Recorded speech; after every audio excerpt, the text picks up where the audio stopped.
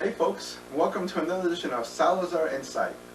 Today is probably going to be the last Salazar Insight that we'll do for the year, as the year is coming to an end. So I wanted to use this to more or less get you ready for what I call the next season. Usually you think about it's the end of the year, I'm going to get ready for next year. I want to look at it more as this is the end of our season and getting ready for next season. Sort of like we do in sports, where teams wrap up a season and they look back at how that season went and what they could do to improve or what changes they have to do to get ready for the next season. Similarly, I want us to take a look back at our season, which is our year, and also prepare for next season or next year. But before that, one of the things I just wanted to make mention of, because this is the time of the year that sometimes we get so overwhelmed with commitments, holidays, parties that we have to go to, gifts that we have to give, families coming over, friends coming over, travel, and all these things that go on, that we get so involved in all the tasks that we do that we forget the whole purpose of this season, the holiday season. And I want to remind you that it's important that you take some time to reflect about what is this holiday season all about.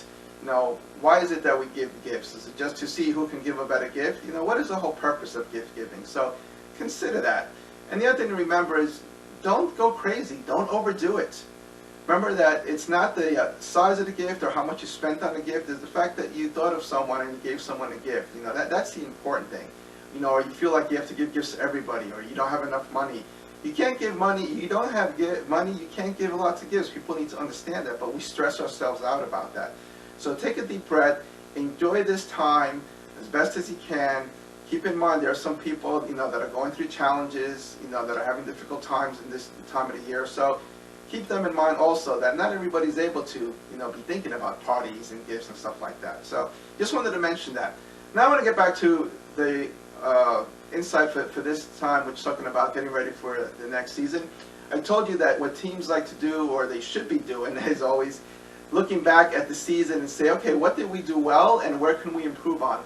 Similarly, I want you to take some time between now and the end of the year to take time to reflect on your past season, your past year, and what are some of the things that went well. We're very quick at saying all the things that didn't go well or the things we didn't do. I wanted to do this and I didn't get it done, or that happened, this happened, and all that stuff. You don't need to fill your brain up with that. Think of the things that you did that went well. Think of things that you're grateful for, and then spend some time thinking of what are some of the things that, okay, I want to start doing for next year. What should I consider for next year? If I wasn't pleased about this, how can I improve it? I will tell you, do not make New Year's resolutions. Why? Because we set ourselves up for failure when we do that, because we know that 9.5 out of 10 times people don't follow their New Year's resolutions. So you have all these great resolutions, and in a couple of months you haven't made them, so now you're all upset and there goes your year. All right? So don't worry about making New Year's resolutions. Just worry about things that you want to get done and start just working on them. Right? So that's the important thing to do. So you need to look back, reflect on that, and then prepare yourself for the next season. What I want to do is I want to leave you with some thoughts of things to consider for you to get ready for next season. The first one I want you to think about for next year is be grateful. And if you're grateful already, be more grateful. And what do I mean by that is, be grateful of the things that you have, the things that you accomplish, the people that are around you, things that happen to you every day that sometimes we just don't realize that, hey, this is something good that happened today. And it doesn't have to be something big. Be grateful for the little things. The fact that you were able to wake up and go to work on time. Be grateful for that, right? That you had a chance to spend lunch with your spouse. That you were able to go to your kid's game or something. That's all little things to be grateful for. But sometimes we look back at the day and say, oh, I didn't get anything done today.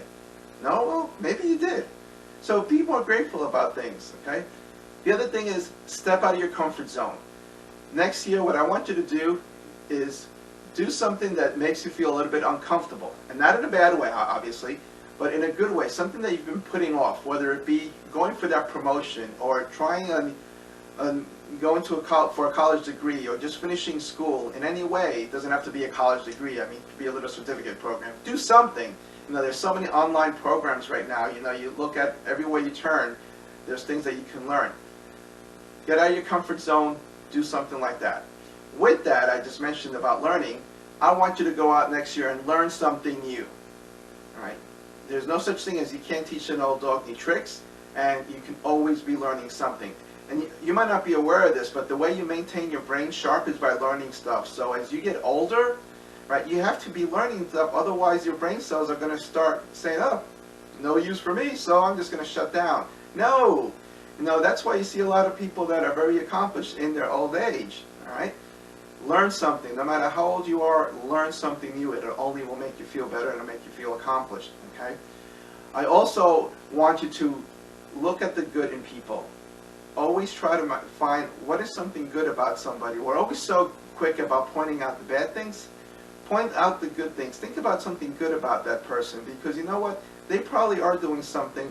Might not be what you want, or you might not realize it, but be good to someone, Say something nice to them, Just the fact of telling someone, hey, have a great day, Or you see someone not looking good, ask them, everything okay? Just show that you care. That's an important thing. See the good in people, all right? Other thing I want you to do is I want you to take care of yourself. Take care of your body, right? And I mean that you do that physically, mentally, and spiritually. I'm not going to give you specifics on how. That's up to you.